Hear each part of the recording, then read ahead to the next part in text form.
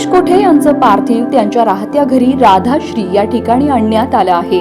आपल्या वडिलांचा मृतदेह पाहून मुलीनं हंबरडा फोडला।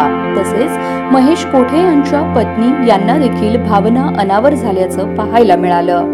हे सर्व दृश्य पाहून आजूबाजूला उभ्या असलेल्या लोकांच्या डोळ्यात पाणी आलं। दरम्यान महेश कोठे यांची अंत्ययात्रा थोड्याच वेळात राधाश्री येथून निघणार आहे।